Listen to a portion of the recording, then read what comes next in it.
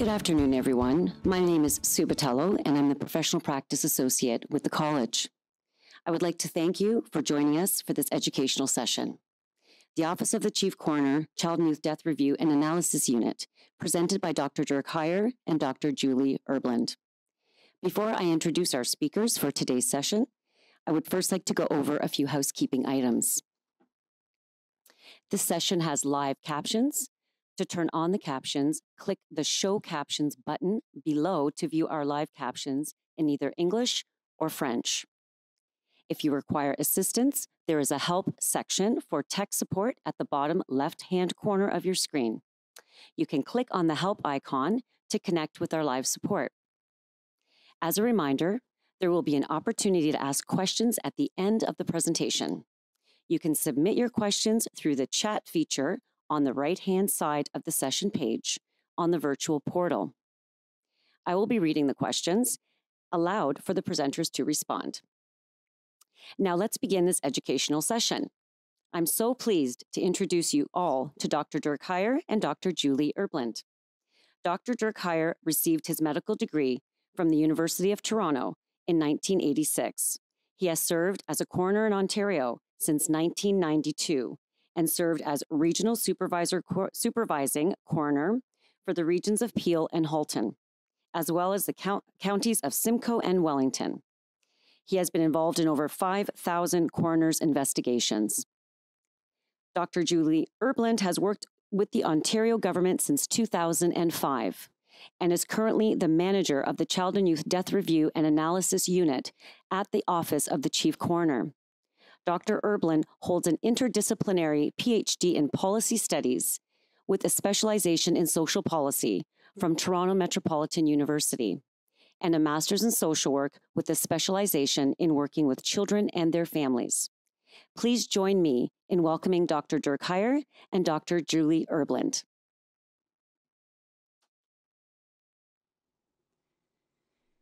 Hello, thank you everyone for being here with us today. And Dirk and I are going to tag team this presentation. And I'm just going to start with, great, Dirk's going to change that slide. So we're just going to start with an overview, and I'm going to speak to what we're going to touch on today. And we definitely look forward to all your questions at the end. So Dirk is going to provide a brief overview of the Office of the Chief Coroner and just to really situate what Child and Youth Death Review does and how it's situated within the office. I'm going to speak to some of the principles of Child and Youth Death Review and how we try to do our work. We're going to talk about our processes, our different Child and Youth Death Review processes and those that are underway and developing. And we're going to have a specific focus on some of the First Nation, Métis, and Inuit engagement work that we're undertaking around Child and Youth Death Review. And then at the end, speak to some broader policy and development work that's needed within the Child and Youth Death Review space. So I'm going to turn it over to Dirk, who's going to speak to Ontario's death investigation system. Thanks, Julie, and thanks for being here. It's really odd to be talking to the room with a few wonderful people, but knowing that there's at least 1,950 of the 2,000 attending our session as opposed to the other session. So we're honored to be here with you. We intersect on a regular basis through our work, not necessarily in our work, but through our work with social workers and social service workers throughout the province. And I want to start off and acknowledge that when we're working, it's terrible times. We're working very difficult situations where somebody has suffered a loss and a death, and it's always tragic. And we, at times in our office, not necessarily Julie and I, but in our office, and sometimes me for sure, will fall down to clinical words and cases and deaths and files and numbers. And if we do that, I acknowledge that we do that sometimes because it's part of the way that we do the work, but it's not the right way. And so remembering that everything we're doing today and talking about today is grounded in the tragedy that people have suffered, families, communities, friends, and many co-workers within our office, but also all of you who may have worked in situations like that. So never want to forget that. It seems challenging when the chief coroner or the coroner's office is phoning and working, but it's really to try to take that voice of the deceased child or youth or person and take that voice, listen to it, and what can we think about as potentially helping families understand what happened, but also seeing if there's things that we can help to make better. So that really is fundamentally what we do at the Office of the Chief Coroner, which is try to understand the circumstances of death, learn from those circumstances, and try to make things better. And at the front portion, really the circumstances are for those who have lost the loved ones, investigators, others who might be involved, where there might be a compliance issue or an oversight issue that would not be under our purview, but other settings. And so a police investigation, sometimes a college investigation, other avenues of evaluating what there might be non-compliance or fault. But then providing that to people, and if there's criminal concerns, clearly the police are going to be involved. But if there's other types of concerns, it may take the investigation down a different pathway. And then it's taking that information and understanding in the most effective way to provide recommendations to, as I say, to prevent further deaths.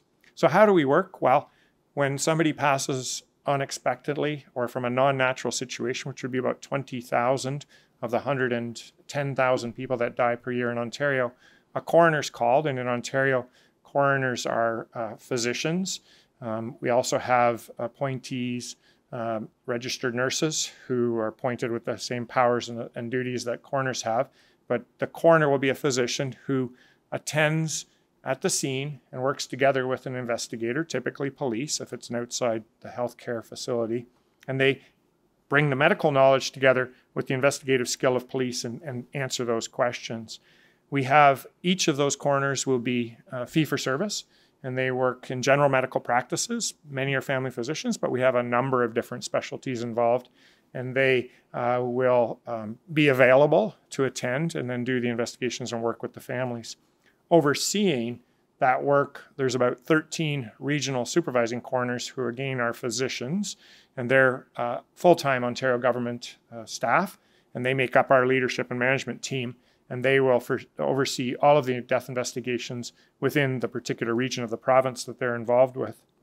And then there's a second section within our death investigation system called the Ontario Forensic Pathology Service, and that's where the pathologists, who are physicians who are trained in understanding disease and understanding how does a death occur from a physiologic or a medical or an anatomic perspective, they provide examinations in approximately half of the cases the deaths we're involved with.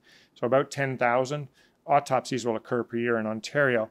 The other 10,000, the physician coroner who has medical knowledge will be able to provide the answer as to what the cause of death would be, and so there wouldn't be a further examination. But having said that, about 10,000 is a very significant number, and it's a very intrusive procedure that we're very aware of, and we really want to think carefully about in making those decisions. But when we do, it's really to help answer that question. And then finally, within the office, there's different areas that we have specific focus upon.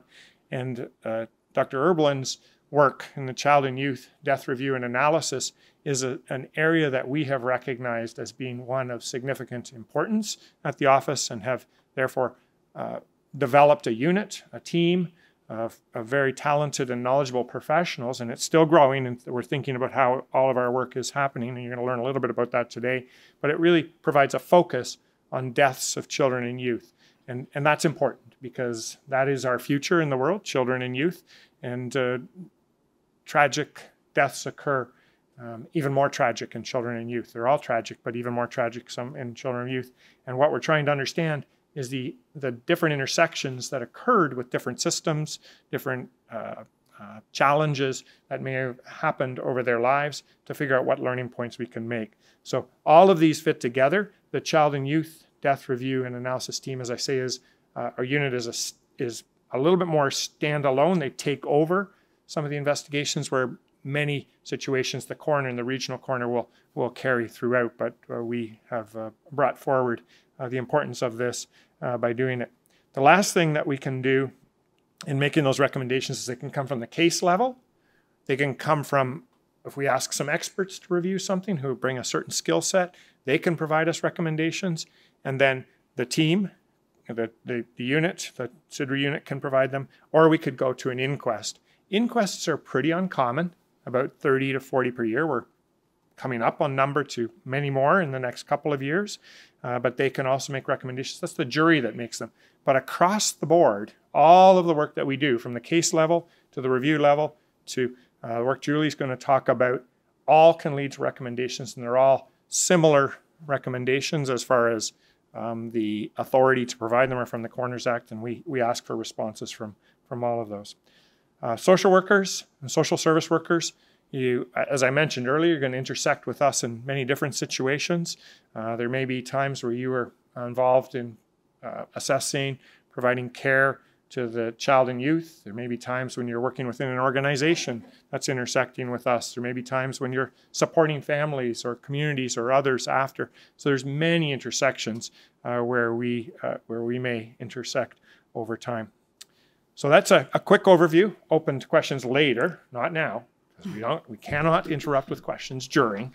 And later we may have some, any questions you have about that particular area. So I've talked a little bit already about the importance of child and youth review. What we have learned over time and we see is tragic circumstances that are really, while in many times are at the end of many different challenges that a child or youth had over their lifetime. And many different systems have intersected with those children and youth prior, or the young people before they unfortunately die tragically. And what we understand is we were looking very narrowly at child welfare. And we're going to talk a little bit more about this as the talk goes on. We were looking at the child welfare involvement where we really recognize there's many different systems involved. And I hearken back to my days when I worked at Sick Children's. And with the introduction, I always feel old. Like I graduated so long ago. And so at Sick Kids, I was working on the team. Some of you will know the Suspected Child Abuse and Neglect Program. And I was one of the physicians that worked on the program where I would see kids who might have been injured, where there's concerns of sexual abuse, emotional abuse, neglect, a variety of different things. And I saw so many different systems that were contributing or not contributing to the lives of kids, and it was a natural continuation of my career when I came into the coroner's office, the office of the chief coroner, to continue a focus on pediatric and childhood challenges, and that's what's really led along the pathway to how we're doing this work now, both from experience but also observation. And people said to me when I was at Sick Children's, and people say that to us now, how do you do this work? Well, we do the work because we can do the work, and because we want to do the work, and because we can hopefully help make things better. And at Sick Kids, I got paid to play with kids. Like, it was kind of cool, right? You spend all day playing with some kids, and if you can help those kids, it's great. So the reality is that what we bring to the table is perspective and help to think about how can changes be made to make a difference for the future. So I'm going to pass back to Julie, who's going to talk a little bit more about the purpose and scope of the child and youth death reviews. Thanks, Dirk. So as Dirk mentioned, there are different child and youth death review processes, and we're going to talk about some of those processes, as we go on in the presentation, whether it's committee types of reviews or local processes. But what I really wanted to focus on and situate right now and building off of what Dirk said, was to talk about the purpose of child and youth death review. And I'm going to read this. I normally don't read off a slide, but it's so important, this statement about to the purpose of child and youth death review, to explore the circumstances related to the child or youth's death in order to honor, I think is such an important word here, their lives, learn from them, and make recommendations to prevent further deaths. So the next part, gets into all the granular about the recommendations, and I'll talk about that. But I just really want to pause and think about that for a second, because I think that we've been on this journey since we've been doing the work with child and youth death review to really understand what that means about honoring the lives of children and youth. So when Dirk talked at the beginning about, if we use medical terminology or case notes and those kinds of things, like that's something that we've been taking very, very seriously to try and really hear and listen to those young people. And so even though they're gone and not with us, that many of the teachings we've got, whether it's from First Nation elders or others, about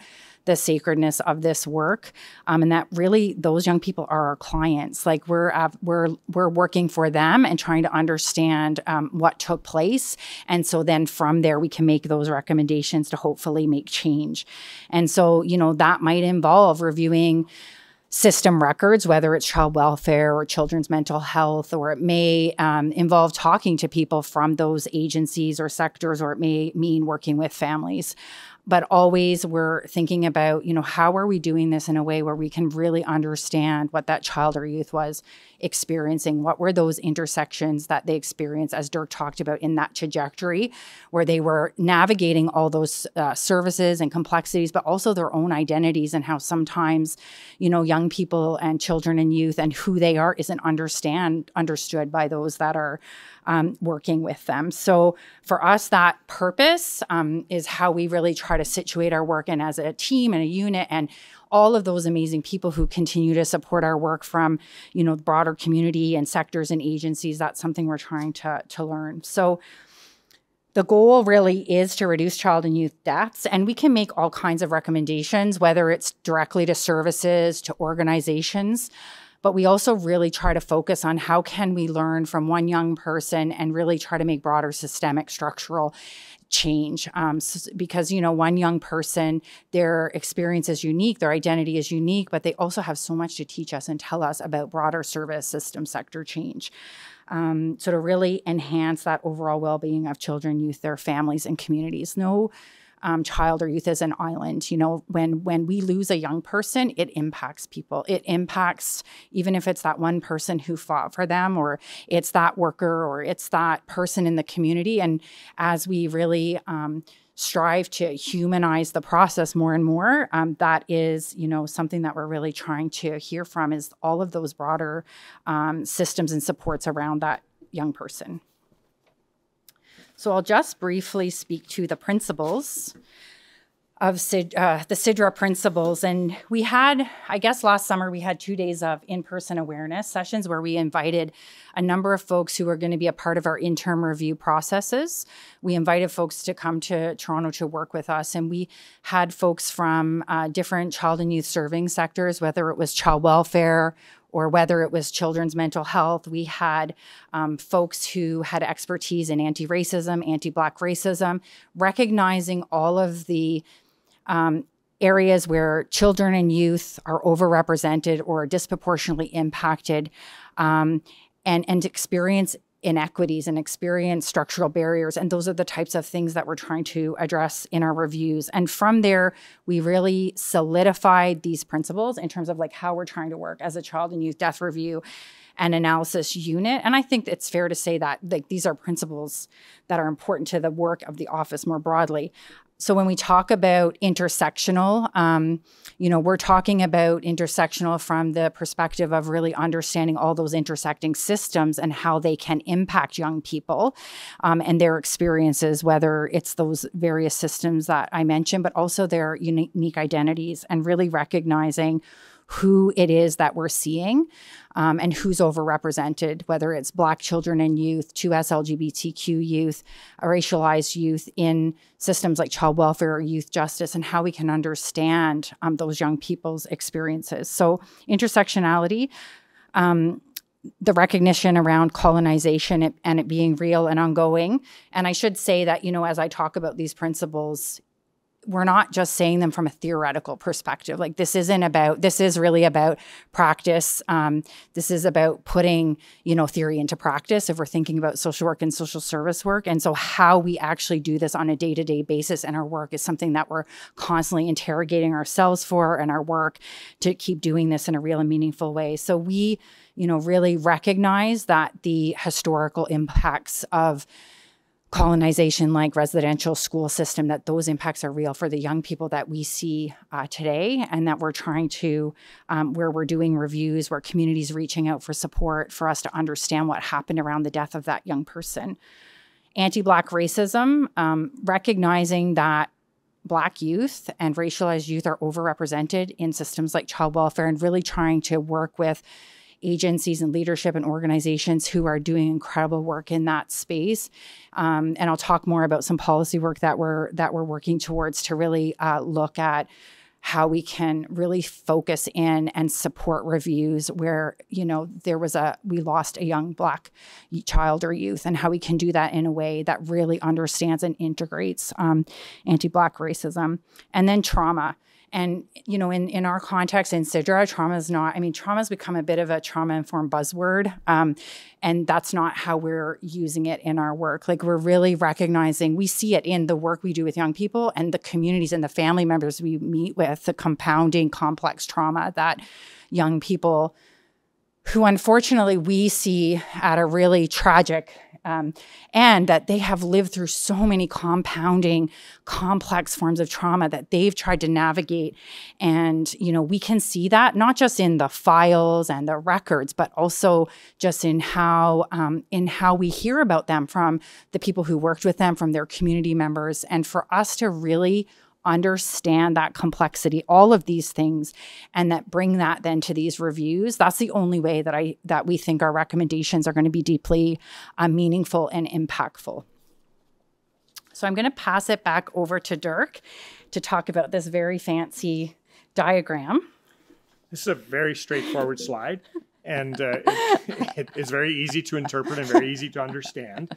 But I think, all joking aside, it really exemplifies the challenges that we're trying to assess and understand on how did the young person come to our attention in the saddest of times, and to come to our attention, and what occurred over that period of time, that many different factors, both systemic and structural, contributed in some way, and really trying to understand the extent and the areas where that contribution occurred, which will then allow us to help those who do have knowledge with what occurred within this child to understand the trajectory, not in a critical way, but in an opportunity to understand, to enhance practice individually, but also to have an understanding from those who were involved of where things could be different. So learn from them and take the experiences that the young person had, to help to, again, show how all the different connections occur, to really provide the best understanding in a holistic way, to really inform changes through the future. And if we look at where we came from, so we've always had since at least 2006, had a significant focus on children. And many years ago, there were a number of inquests that occurred that focused on child welfare and focused on the system of children's aid and the child protection system. And the inquests were pretty narrow. They narrowed on that particular area and looked at, because there were a number of tragic deaths that occurred at the hands of others, and that there's a number of them that occurred in a short period of time. And that led to our office responding with a number of inquests, very public, very tragic, very emotive in the loss that these kids had suffered. But again, not to say that they're not, that it wasn't the full child welfare system that was being evaluated. It was really the a subgroup of the child protection area, and that led to some changes within the child welfare system, many which I'm not going to go into, many of you know about. But we then, from our office's perspective, then focused our child death review on those deaths that occurred where child welfare was involved. And we focused our attention primarily on the Children's Aid Societies or other child welfare providing agencies, and kept our focus fairly narrow. And that didn't provide us the opportunity to see all of the other systems which are illustrated within this slide. And we've we've come to recognize the importance of looking at in many other ways, because the other thing is our office, we're medical as an office, and so a lot of doctors, and that's medical doctors, not the real doctors like Dr. Erblin, and we really medicalize the work just by the nature. And in fact, it always was. It was built that way through the legislation. And so we would be looking at the cause of death. We're looking at the who died, where they died, when they died. And we'd look at the recommendations, but we would narrow focus really on that individual circumstance and the narrowness of that circumstance. And in child death review, it was narrowness of child welfare involvement as opposed to looking at others. And the agencies would tell us, well, wait a sec, what about the mental health services? Well, wait a sec, what about education? We go, well, we're narrow. We're just narrow, and we stayed pretty narrow. And that was something that over time, took me a while, but over time I heard and listened and saw, and we've moved, as I say, to the broader one. And we weren't, and we aren't, as communicative as we need to be, especially at times of tragedy, and especially when there's something a little bit different. So a family, a mom, because of her own recognition of her vulnerabilities and her challenges that might impact her baby, makes a decision to voluntarily ask the Children's Aid Society to assist with care of her child while she's managing, maybe that's not the right term, but working with herself and with others to try to be the best parent she could be. And unfortunately, the child died. The child died in infancy. And unfortunately, in infancy, we medically don't have answers many times why children suddenly die. But because there was foster parents who were quite involved and where the death occurred, the focus of our office was on the foster parents. Tell the foster parents everything. Let the biologic mom know, but don't have detailed conversations. And she, unfortunately, for a variety of reasons, for years, didn't understand what had happened and blamed herself and took that on and carried that trauma of potentially contributing to her child's death because of her things that she had done during pregnancy and felt that might have been the cause of the child's death. And so we learned of this later, and it's the type of circumstance we want to prevent. So we want to engage with families early, let them know, share information, but also hear their input. And so it speaks to the intersection with substance related harm or substance use, child welfare intersection, the involvement or not involvement of parents because they had visits, there was an ongoing engagement, and then our communication. So there was lots of learnings from this, and we met with the family and others, and that was just so important for her to hear this. And we, as an organization, need to learn about not contributing to trauma further beyond the tragic loss of the death. So it's an example of something that we're doing. It's a very granular, very specific example, but I think it gives you a view of how we're changing our approach and how we're focusing our attention in a different way and really recognizing how many different systems intersected to that mom's tragedy and potentially to the tragedy that the child suffered. So I give you that as something to think about as we continue to progress through our work, and many will have different ideas on how we can think about this, but it really is based upon the principles, based upon the importance of recognizing how things can occur. So we're going to jump into a little bit more about where we're at. So when I talked about focusing on child welfare, we had certain, there's a directive that the Ministry of Children, Community and Social Services and the Office of the Chief Coroner have together, and that's about how to report a death when child welfare involved. And that still is in place, and we receive those reports and we make decisions as to what will be the next steps. And Julie's going to talk more about that, but what we would do is if we felt it needed further evaluation, we would provide direction to the Child Welfare Agency to review their own selves. And then we would then bring that review, as well as some additional information from the investigation, to a group of experts who would sit together in Toronto, and we would evaluate and potentially make recommendations. What we realized is that wasn't the best. Well, it was good, and we could be better, because there was lots of good work that was done. But we can do things better, and that was a fairly narrow group of experts, very knowledgeable in their particular areas. But we really wanted to recognize and have a broader perspective with different professionals involved, and move just from child welfare into other approaches. Also important, as I gave with that first example, really each young person is a young person themselves. They are a human, they are a person, they are an individual.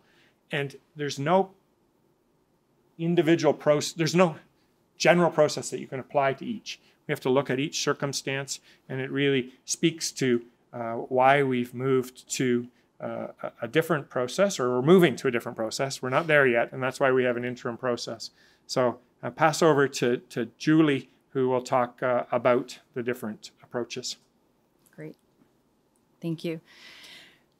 So as Dirk mentioned, there's a joint directive. And so those of you who are watching, who are involved with child welfare or who intersect with child welfare would probably be aware of this joint directive. And that really still drives much of the referrals around child and youth death to our team.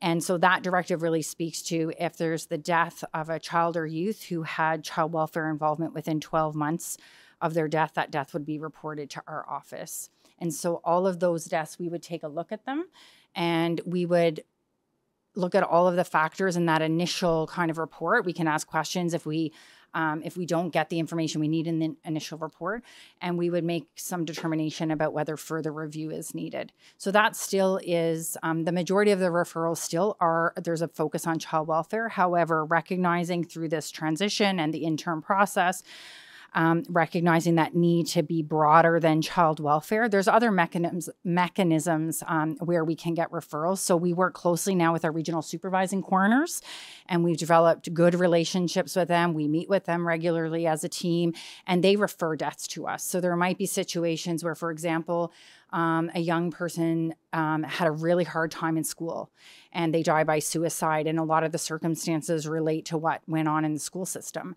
That would be something that, we could look at. It might be a youth who's in a residential setting for something around complex special needs where it's not, a child welfare related placement. So that could be referred to us. So really, there's other mechanisms for deaths to come to us, whether it's through regional supervising coroners, whether it's through other ministry program supervisors, whether it's through agencies. So the joint directive is still in place, and it's something that still guides our work, but it's a piece of policy work that needs to be looked at as a part of our overall development work.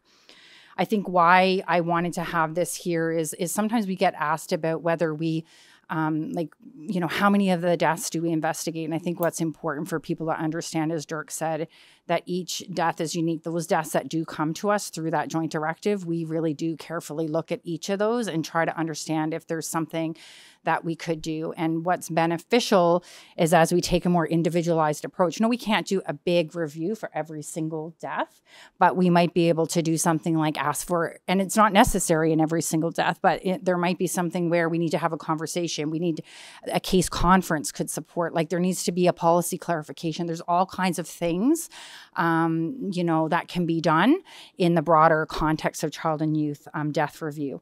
So I'm going to I'm just going to show this flow chart. And I'm not going to go through the flow chart in detail, but I just want to focus on, when we as a unit take a look, and we can consult with others, as we get that initial notification and report. There's different processes in terms of how we might proceed with a review. And so if you look at that bottom line, this kind of shows the various child and youth death review processes. So Dirk was talking about the Pediatric Death Review Committee for child welfare historically. And so now what we have in place are a number of evolving processes that we can draw on to review child and youth death. And I want to talk about each of those specifically, because there's a chance that as social workers or social service workers, you'll either be on the receiving end of a report, you could be asked to participate in one of these processes, we could be reaching out to you for a question.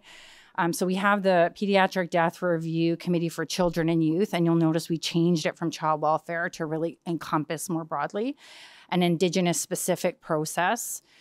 That process is most specifically focused right now on First Nation children and youth, but there's an opportunity, if there's a tragic death of a Métis or Inuit young person, that death would go to that committee if we don't do a local process. But given the overrepresentation of First Nations young people that we see, unfortunately, in our work, we need to have a specific focus for those young people. So we have a committee process where we can't have local reviews. We have a pediatric death review, child and youth process that's non-Indigenous, and I'll get into that. And that brings in different service system folks. It brings in it brings in that broader systems intersectional perspective.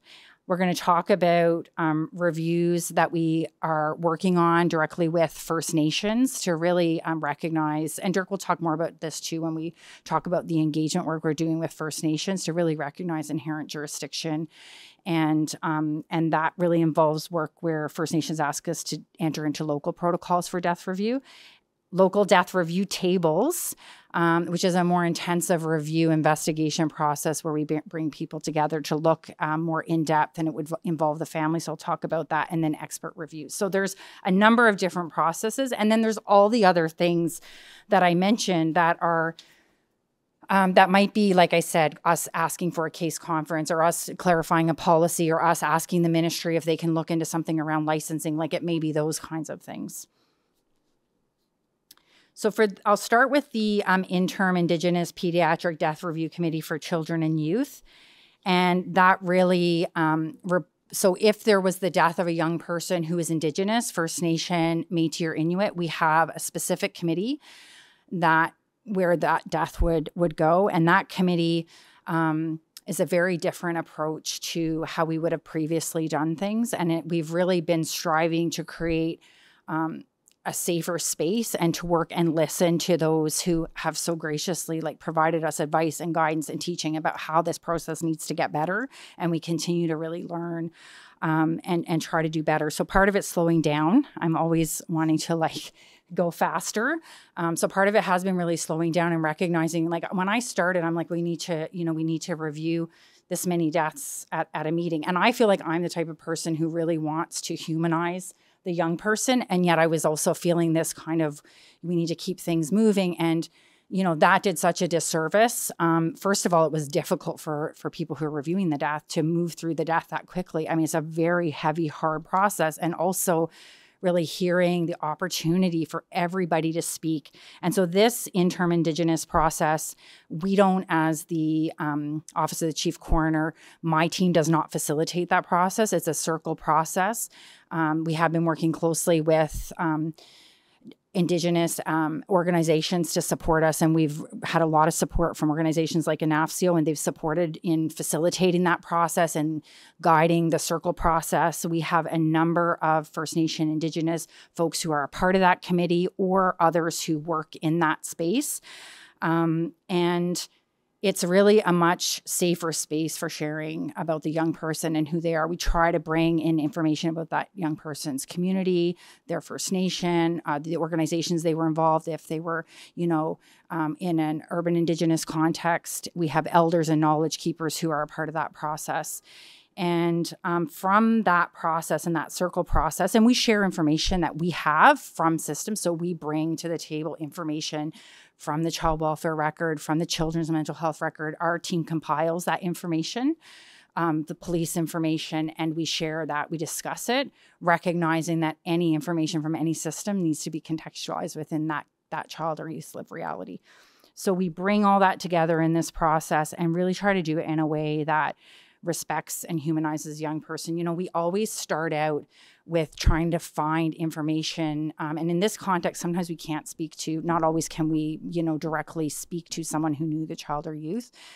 So sometimes we have, more the information from records, from files, that kind of thing. But we always try to find information about the young person, about their strengths, who they were. And we try to share this first to really situate, who they were, no matter how old they were. If they were 2 and like they loved throwing rocks in the lake or whatever it was, we try to really situate and start there. And then we produce a report out of that with recommendations. And as I said before, those recommendations could be to an individual agency, they could be broader systemic structural recommendations. The non-Indigenous PDRC process, also very different from the previous process in that it is not focused on child welfare, but focused on, really understanding, again, that use trajectory through various service systems and gaps and challenges. We have a roster of individuals that we can draw on. So we really try to look at, who was this young person?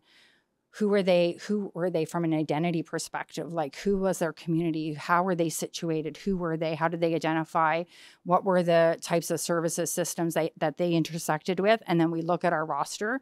And so we can draw on individuals who work in children's mental health, in youth justice, in child welfare. And we're really lucky to have a really dedicated group of people who we can draw on. Like, we're very lucky. And many of those people, most of them, either attended the awareness days that we held where we talked about the principles, and we really talked to people about, if you're going to do this work, you have to be committed to ongoing learning. Like, we can't train people in 2 days about all of these principles that we talked about at the beginning. So how are you going to how are we going to support each other to critically engage and reflect in a way that the work incorporates those principles. So we have a really committed group of individuals who are a part of that roster. And then we look at who the young person is, and we bring folks together in that committee process. And we, again, look at the information that we have. And if we tend to work with families and directly with individuals and talk to folks when we do our local death review process, which I'll talk about in a minute. So in not all situations do we involve the family, or do we involve, for different reasons, where we can't, where it's not possible. And so that's where we might have more of this committee process and then produce a report and recommendations out of this. The local death review table would be a situation where and Dirk will probably be able to add to this because he was really here at its infancy, but it's continued to evolve. And so where we have a really complex, all of the young people's lives and children and youth are complex, but where we have a lot of intersecting systems, where there's a lot of intersecting factors around identity, and where all of those things are coming together, and the youth has faced so many inequities or racism or marginalization, and then has challenges intersecting with those systems. That's where we really want to try and involve the family, or we really need to involve the systems, like whether it's the social workers or the teachers or the principal or whoever that knew the young person what was happening. We would maybe look at a local death review process. This is a very intensive process.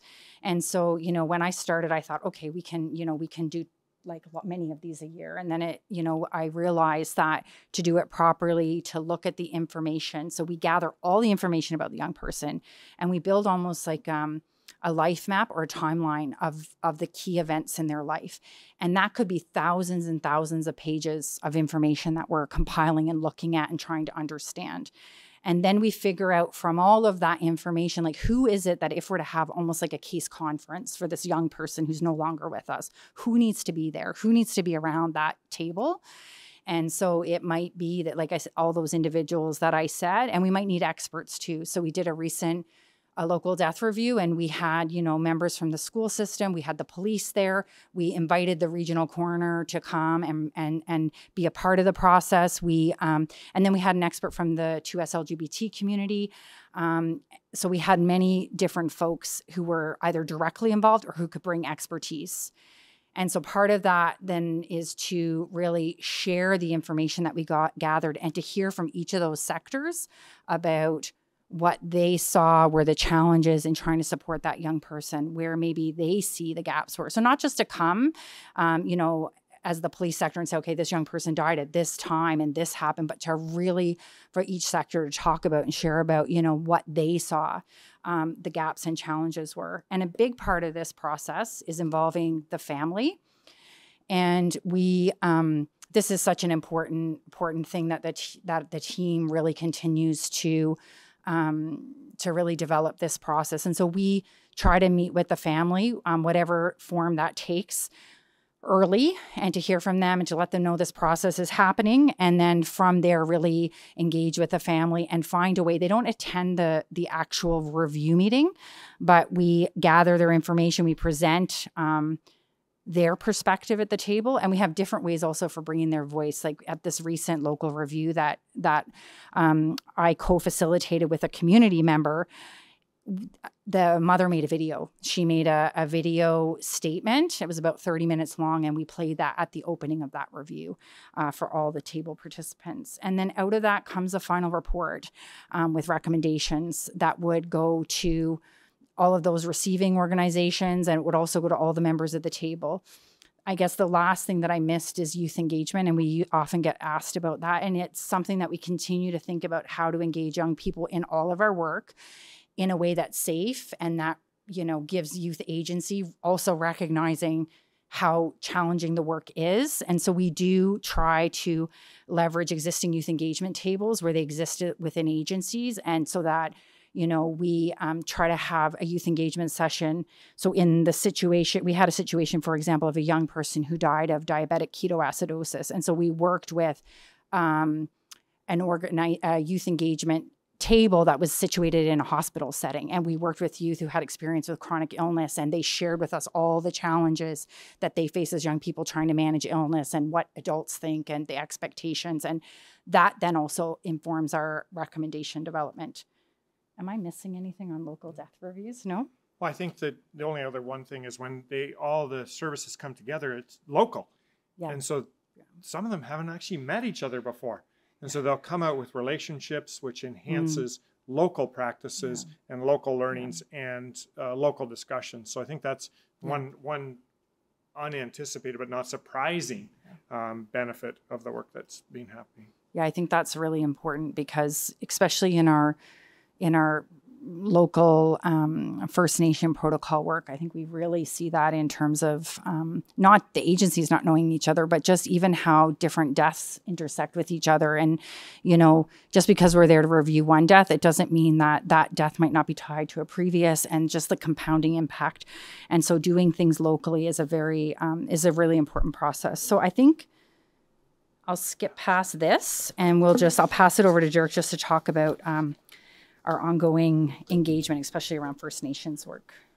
So I think we've touched on much of this already, but if you think the transition from where we were, which was a table of some experts sitting together, and we review cases 4 at a time in an evening, to now having all of these different potential review opportunities and all of the work that goes into it. We also need to think about this carefully as we develop it. So there's a lot of big P policy work happening at the same time as we're developing processes and small P policies. And so it really is a tremendous amount of work. And Julie has developed a team and brought together a team that has both policy expertise, but also both organizational policy, but also operational policy. And it's the two of those skills that are intersecting together so wonderfully to build our processes that will be most effective and evidence-informed, and also driven by the youth and driven by the challenges and the overrepresentation that we've seen in various aspects, and the determinants of health. So all of those factors coming together, but it's transitioning from that very clinical world to a much broader, holistic approach. Takes a tremendous amount of policy work. And it also is fundamentally, Julie's going to talk about this, the engagement and getting others involved and learning about this, because we're pretty smart, but we need to hear other perspectives, and we're actually not that smart. Without those perspectives, we're kind of dumb. And so hearing the other perspectives allows us to really think about things and check things. And so Julie and I might have some great idea, but we need to check those ideas, as opposed to what has happened historically, which is we have the idea, we roll the idea out, and then we go, it's a great idea. And everybody goes, but did you check with us about the idea? And we're like, no, but we didn't need to, because it's a great idea. And then we just bowl ahead and do the great idea and realize it wasn't a great idea. And but it sometimes takes me, because a little slow sometimes, takes me a while to figure that out. So we've done a substantial amount of work and ongoing, and it's been incredibly rewarding, challenging, but incredibly valuable for both, individually for Julie and I, but from a team perspective, an organizational team perspective, working with First Nations and co-developing our processes and collaboratively transforming our work. And it speaks very importantly about the children and youth and the young people, but it also speaks to our organization. So it's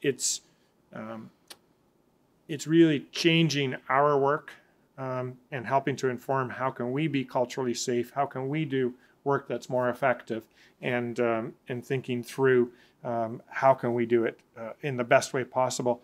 And there's many different aspects that we're involved with, and we'll talk about those during the questions if we step into it. We've got, I think, just a couple slides left. And then we're going to open to questions. I think I'll jump ahead. Is that okay? Yeah. To the next slide, just to talk about the engagement themes. So just recognizing First Nations' right to inherent jurisdiction, and really where First Nations are asking us to work with them on the development of local protocols for child and youth death. We're trying to work on those reviews directly with the nation in terms of how they want that to happen. And that's everything from what information we're going to look at, who we're going to talk to, how our office will be involved, and even collaboratively writing the reports. And people kind of, I think it can't really be done. And I can tell you it's actually, it can be. And we've done some really rewarding work in terms of the development and co-development of reports and recommendations. And that work has really been situated in that advice and learning and teaching that we've received, and that we've had to slow down and listen and make the change. So I just want to touch on these. I won't go into all of them, but I think it's so important. I've already talked about the work being sacred, the recognition of spirit and culture. And so incorporating that into the work where nations want it, recognizing that, we can't take a pan-Indigenous approach, that communities will have different protocols, different approaches. Really the importance of connection to community and family, and recognizing that family takes different forms. I mean, that's a big learning for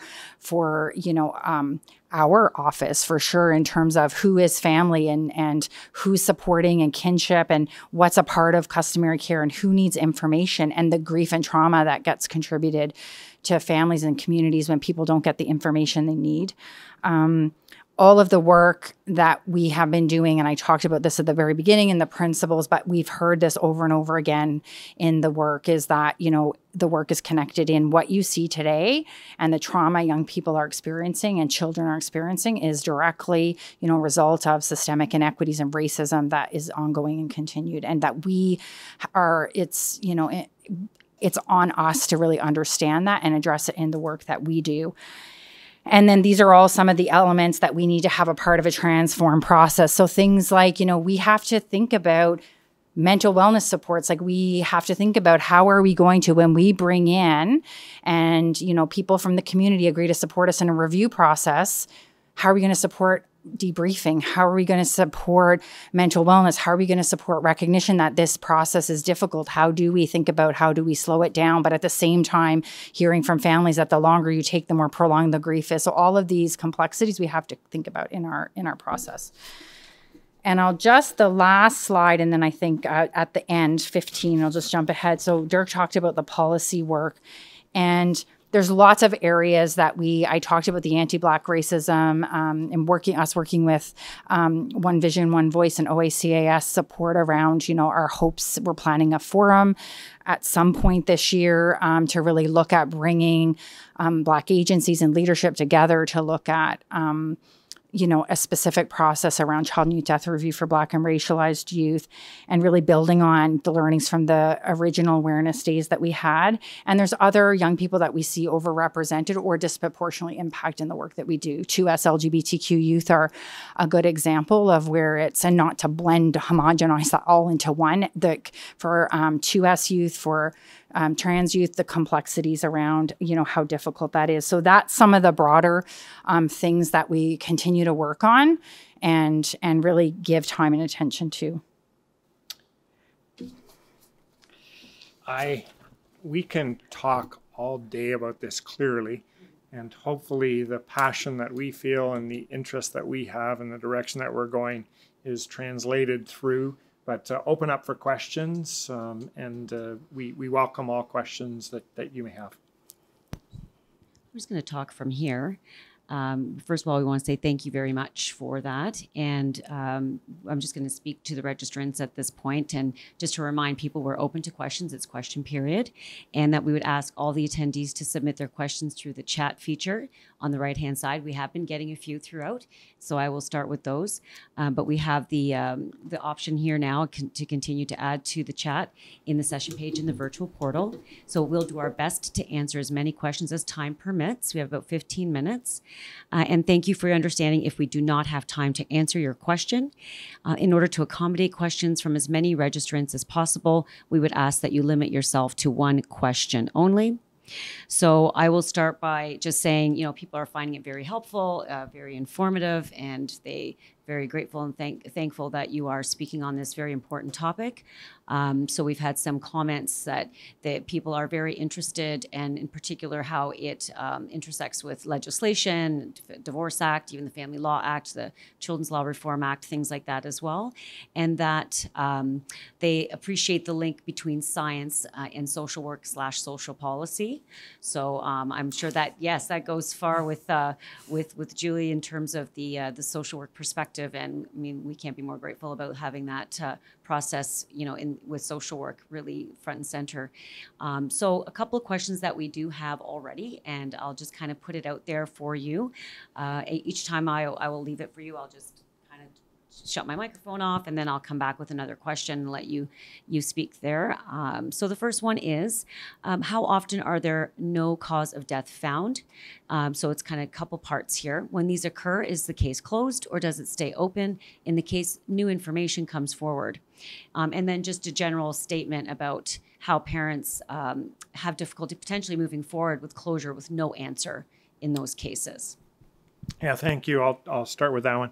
This would be most typical in a situation of or more common in an infant death, and that would be an infant usually less than 6 to 7 months of age. And despite every test that we can think of and every examination process that we can think of medically and scientifically, we cannot find the cause of death. And that would happen probably about 30 to 40 times per year of infant deaths that we have.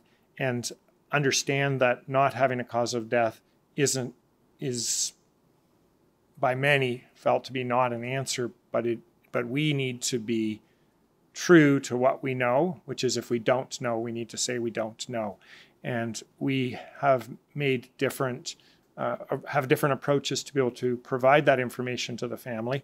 And we will meet the forensic pathologist, coroner, family liaison will meet with the families to explain how that could be, that there's a number of theories, which doesn't help the individual family, but we explain the processes that we follow and provide them all of the information that we can, and to the point of we do genetic testing, we do testing for diseases you're born with, we do toxicology, we always are striving for additional methods to test and recognize that if we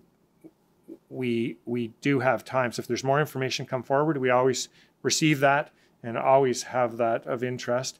Much of the infant death circumstances, the information doesn't answer the questions per se. So I'll use the example of sleep surfaces or sleep environments.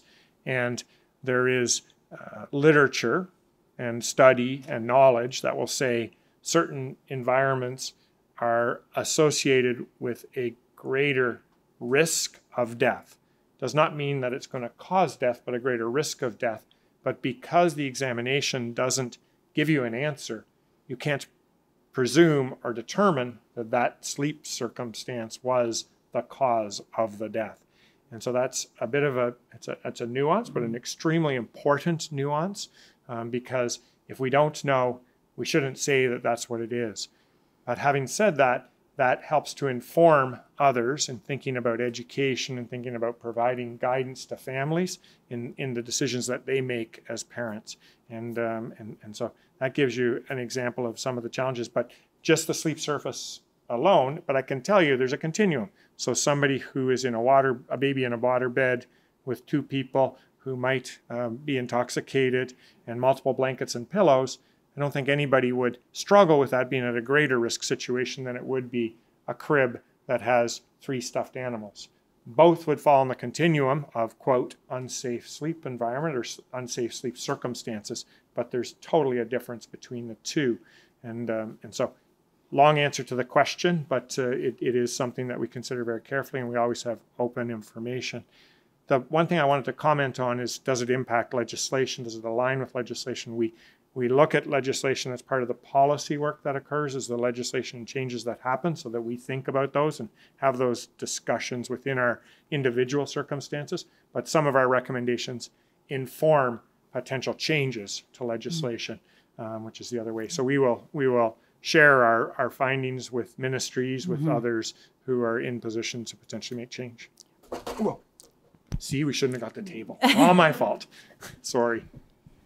Well, thank you for that. That was very helpful. I think people are always curious to know how all the different moving parts kind of come together. So much appreciated with that. There's an additional sort of extension to that, I would say, in terms of review with kids at home. So you spoke a lot during your presentation about, potentially the child welfare system and that type of thing. But at the same token, are you also, going forward and investigating children who pass away at home? And so that was just a particular question that was had here. Yeah. Yeah, any death where, and in children, typically they will be sudden and unexpected, but any sudden and unexpected death will be reported to us, and we will follow through with an investigation, and the investigation will be defined by the individual circumstances that as we learn. So invariably, any young child who dies at home, there will be a coroner involved, and the majority of those will have further examination and testing. Okay, thank you for that. There is an additional question here just around the recommendations. There's around the fact that, well, they're saying thank you. A lot of people are saying thank you, by the way, and this is critical information. You're welcome. Yeah, and recognizing, that there's many layers and it's very complex. And so you spoke about recommendations, certainly just a moment ago, and throughout your presentation as well. Would you say there's in quotes, that has teeth? Do they have teeth? And also, are they fully implemented? And if they are, how often are they partially implemented? Statistically, I'm not sure what that might look like, but certainly if you can speak to some of the implementation of recommendation. And then do you track trends and themes that keep repeating themselves? Do you want to start and I'll go? No. And I can repeat that if you need. Start the last one. Okay, I'll start. I'll speak to the trends and themes because it's a shorter answer. Yes, we do. Child and Youth Death Review and Analysis Unit specifically. There's a broader unit in the office, which Dirk can speak to about the DASH unit. But we have a research and data analyst on the Child and Youth Death Review team. And so in the deaths that are reported to us and that we review, we do look for trends and trend analysis, and we look at issues that maybe we could do some kind of systemic aggregate type of investigation. And so we have a number of those issues that we're looking at right now and that we're tracking and looking at doing more a systemic report. So we'd look at, the quantitative information, then how can we bring in the qualitative? Would we then go out to community, that kind of thing? So that's an example of that. In terms of the recommendations, there's no requirement for the recommendations to be implemented. We issue the recommendations to all of those receiving organizations. However, I would say that one of the things that we have been working on in terms of strengthening the recommendation work and the policy work associated with it is we have been working really carefully to make sure that as the recommendations are developed, that those that are, if, for example, a First Nation is a part of co-developing that report, the recommendations would go back to community. If families ask for the recommendations, they would go back. So there's an opportunity for those recommendations to be able to influence change, because, you know, the responses from the organizations, from the various folks that were issued the recommendations, they would be received by those impacted. And so that's an opportunity. And we've been looking at, through our policy work, ways to really look at, because there is a body of research and there's different jurisdictions that are doing work around recommendations. So how do we look at really strengthening how we even write recommendations? Like, how do we work more closely with communities impacted so that the recommendations we're writing are really relevant and make good sense? So we've been doing work around that, and then work about, you know, even in terms of how they're issued and that kind of thing. So I think there's opportunities even without a requirement legislatively to implement the recommendation. And there might be reasons why we make a recommendation that doesn't make sense. I mean, one of the challenges, we've created a database of historical recommendations, the recommendations that we've made.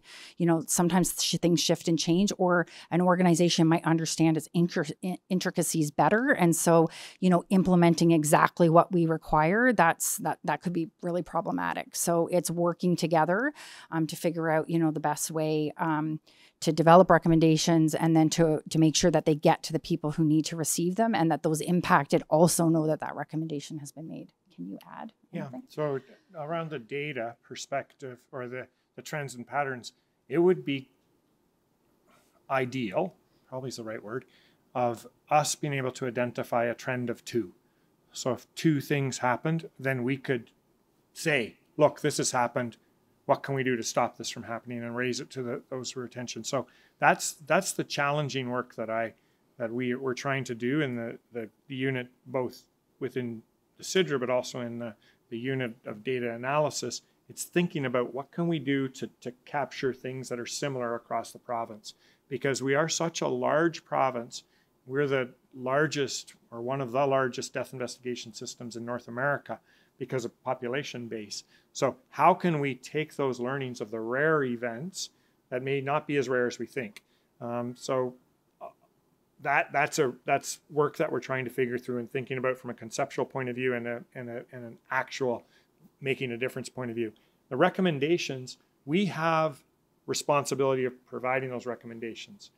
We don't have the oversight or the authority to hold people to account for those. But what do? Well, that's our job, right? Our job is to give the best recommendations we can, the most informed, so that hopefully they're implementable, they're reasonable, they're practical, and people say, this makes good sense.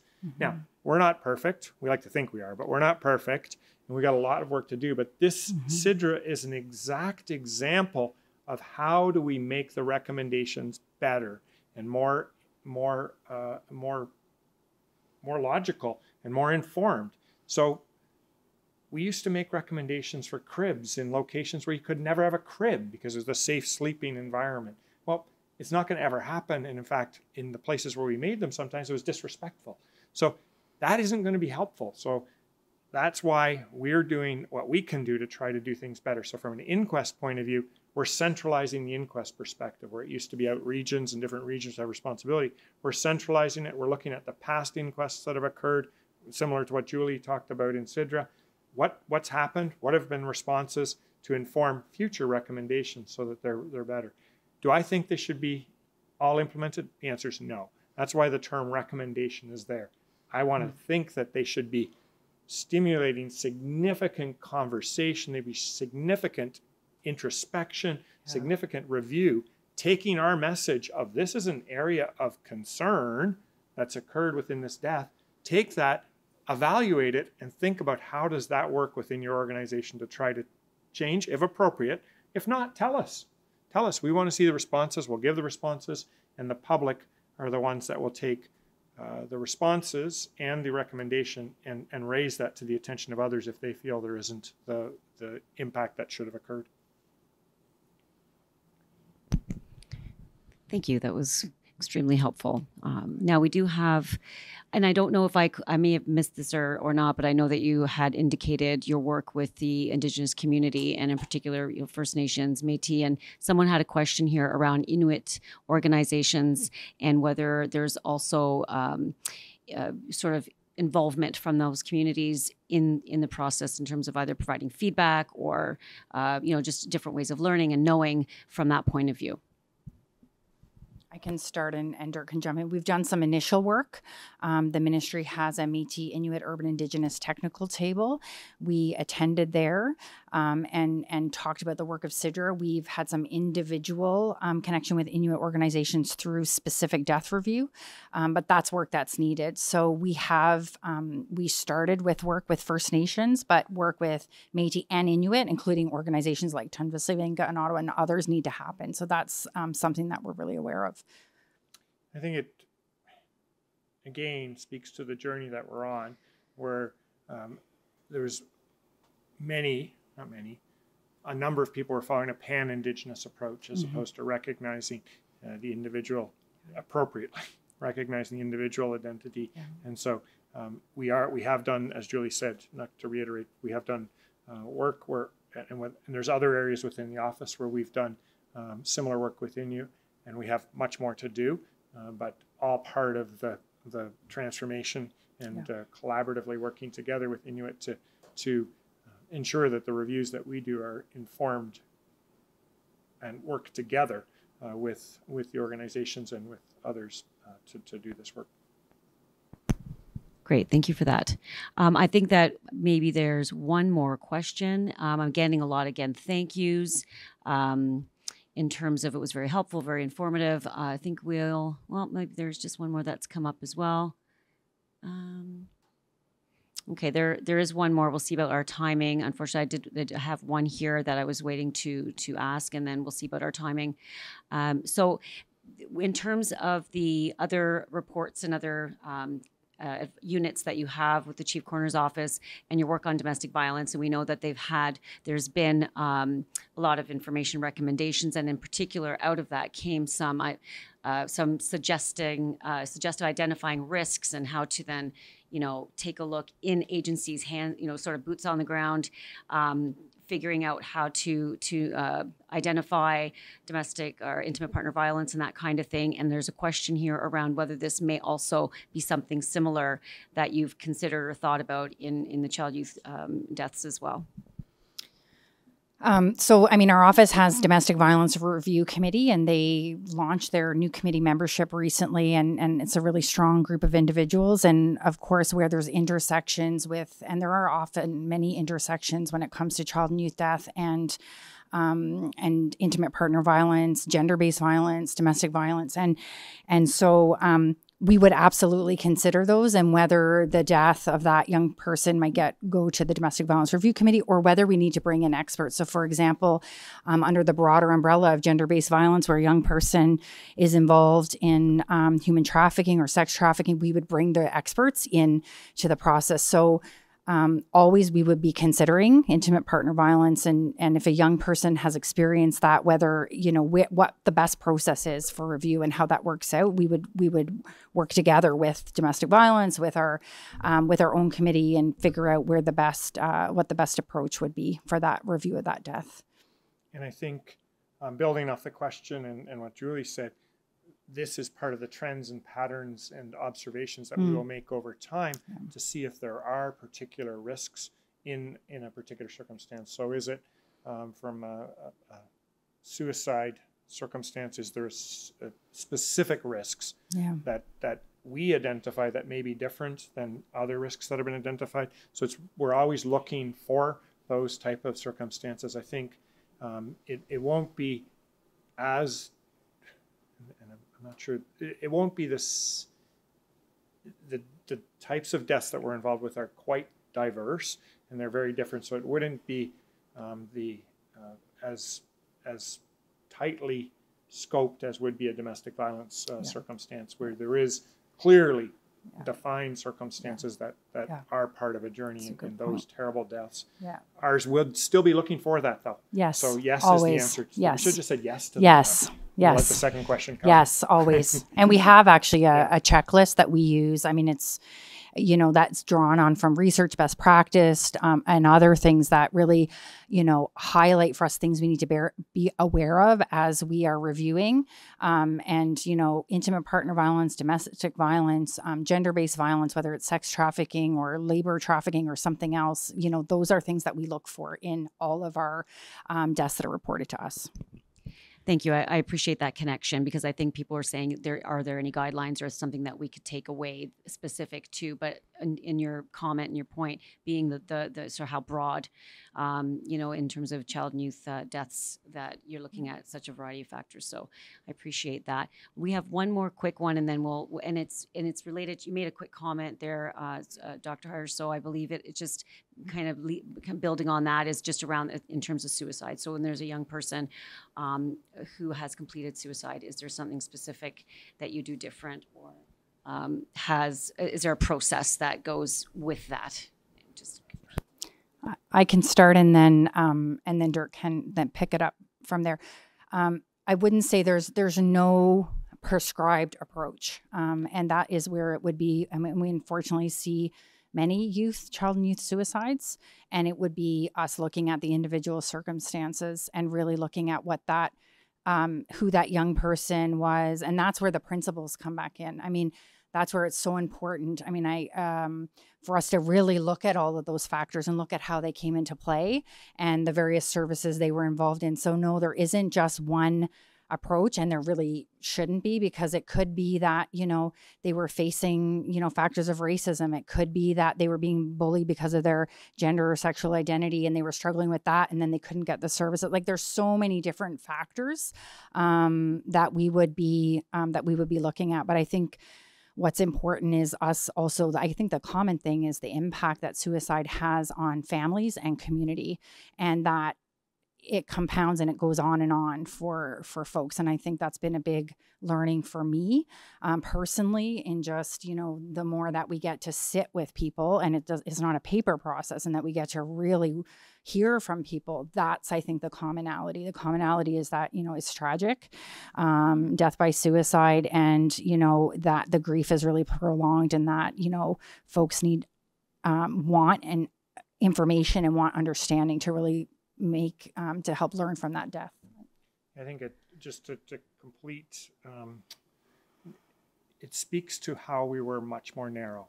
Who died, where they died, when they died, what was the medical cause of death, and give a manner, and suicide's the manner. Okay, we've done our job. That's what legislatively we're supposed to do.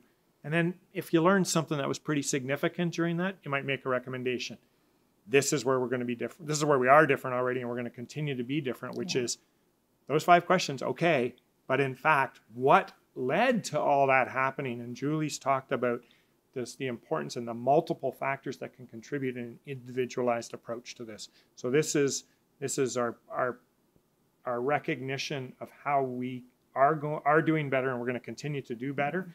And I'm going to end by saying thank you to the college. Thank you to all social workers and social service workers. There are many that have had a big impact in my life, and so I thank you.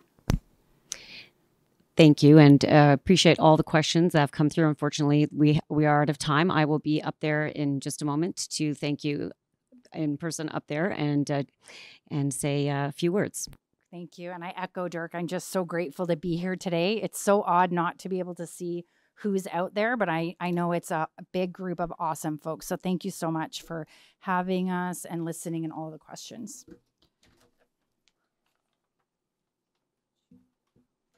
Okay. So that concludes our education session. I would like to thank Dr. Dirk Heyer and Dr. Julie Erblund for a powerful presentation. I'm sure, like me, you found it both insightful and inspiring.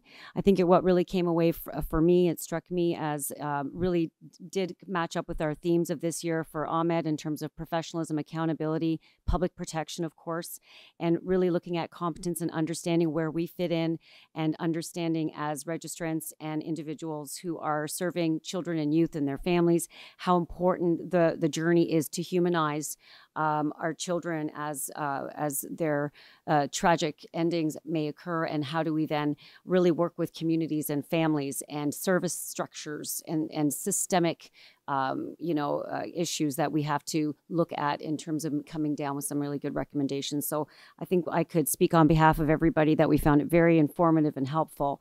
It does help with our learning process and engaging and reflecting in terms of our practice. So on behalf of the college, I would like to present Dr. Durkheim and Dr. Erblin with the token of the college's appreciation. The college has made a donation to the Radius Child and Youth Services, an organization chosen by the presenters. Radius Child and Youth Services is a community-based organization that provides clinical assessment and counseling services to children, youth, and families affected by interpersonal abuse. Thank you again to both.